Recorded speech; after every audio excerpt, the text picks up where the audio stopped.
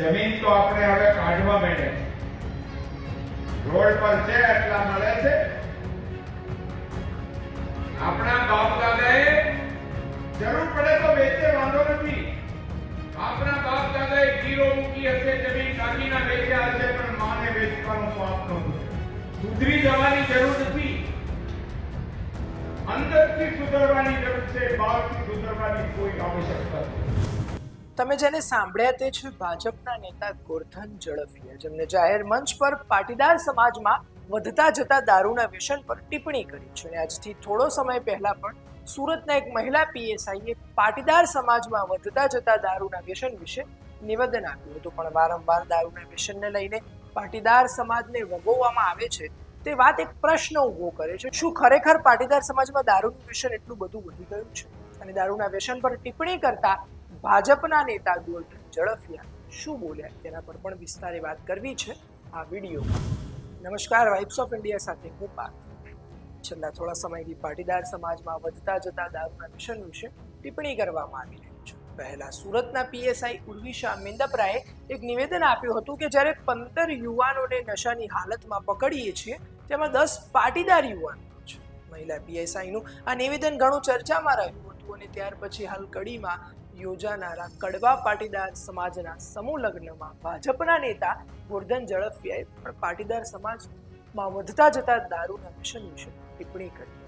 વધુમાં તે શું બોલ્યા, ચાલો સાંભળી લઈએ. જમીન તો આપણે હવે કાઢવા માંડે રોડ પર છે એટલા મળે છે. આપણા બાપ દાદાએ જરૂર પડે તો વેચે, વાંધો નથી. આપણા બાપ દાદાએ ગીરો મૂકી હશે, જમીન કાઢીના વેચ્યા હશે, પણ માને વેચવાનું પાપ નહોતું. અને એના કારણે આપણે વારસામાં મળી છે. પેટનું પૂરું ના થાય તો વેચો, વાંધો નહીં.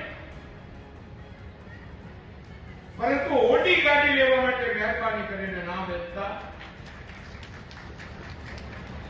કારણ આપણે માનીએ છીએ માતા ભૂમિ પુત્રોહમ પૃથ્વીઃ. પીળું પાણી રાખતા હોય ને એને મહેરબાની કરીને બંધ કરી દો.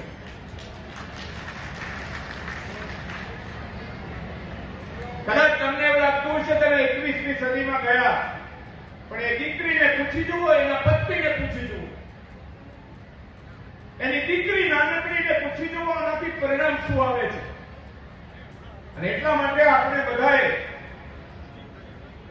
સુધરી જવાની જરૂર નથી. અંદરથી સુધરવાની જરૂર છે, બહારથી સુધરવાની કોઈ આવશ્યકતા નથી. અને એટલા માટે આપણે સમાજની, અને કદાચ ખોટું લાગે તો ભલે લાગે, સમાજમાં અહીંયા બેઠેલા આગેવાનો જો સમાજમાં આપણે પરિવર્તન ના કરી શકીએ તો we have no right to be a leader.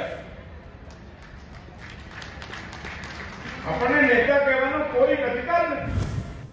વારંવાર જ્યારે પાટીદાર સમાજ પર દારૂના વ્યસનને લઈને ટિપ્પણી કરવામાં આવી રહી છે, પણ શું દારૂનું વધતું જતું વ્યસન માત્ર પાટીદાર સમાજમાં જ છે કે પછી બધા જ સમાજ માટે ચિંતાનો વિષય છે? એના પર તમારું શું કહેવું છે? અમને કોમેન્ટ કરી જરૂરથી જણાવશો. અને આવી અવનવી અપડેટ્સ માટે જોતા રહો વાઇબ્સ ઓફ